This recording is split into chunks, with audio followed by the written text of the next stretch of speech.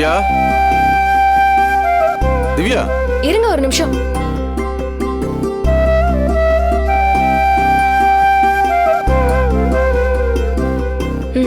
இந்தாங்க. என்ன நேத்து வரைக்கும் அழுதுகிட்டு கிடந்த? கைக்கு நீ படிச்ச சர்டிபிகேட்லாம் வந்ததும் ஏதோ ரெக்க முளைச்ச மாதிரி சும்மா அங்கேயும் எங்கேயும் பறந்துகிட்டு இருக்க. இருந்தாலும் உன்னை இவ்வளவு சந்தோஷமா பாக்குறதுக்கு ரொம்ப சந்தோஷமா இருக்கு திவ்யா. அப்படி இல்ல, நான் வேலைக்கு போகணும்னு நினைச்சேன். சர்டிபிகேட் எரிஞ்சு போனனால என் ஆசை எதுவும் நடக்காதுன்னு நான் ரொம்ப உடைஞ்சு போயிட்டேன்.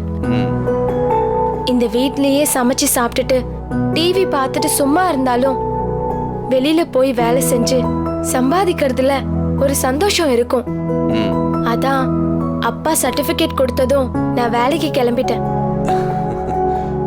என் புருஷன் கஷ்டப்படும் போது நான் மட்டும் வீட்டுல உட்காந்து சாப்பிட எனக்கு மனசு வரலங்க. எனக்காக நீங்க வேலைக்கு போறீங்க, உங்களுக்காக நான் வேலைக்கு போறேன்.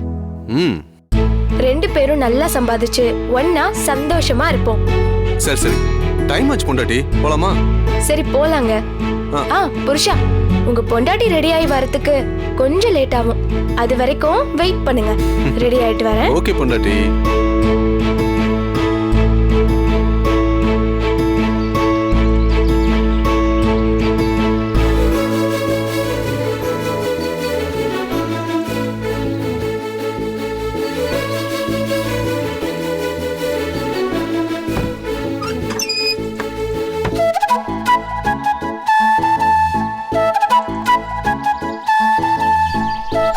பிடிச்சுக்க.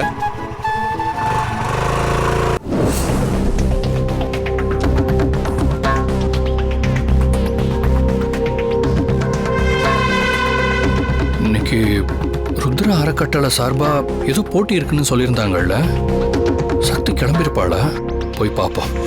ஒருவேளை இருந்தால் ஆல் தி பெஸ்ட் சொல்லிட்டு வரலாம்.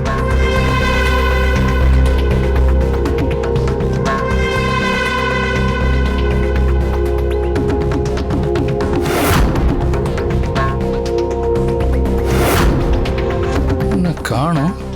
ஒருவேளை அவுட் ஹவுஸ் போயிருப்பாளா? சரி, அங்க போய் பார்ப்போம்.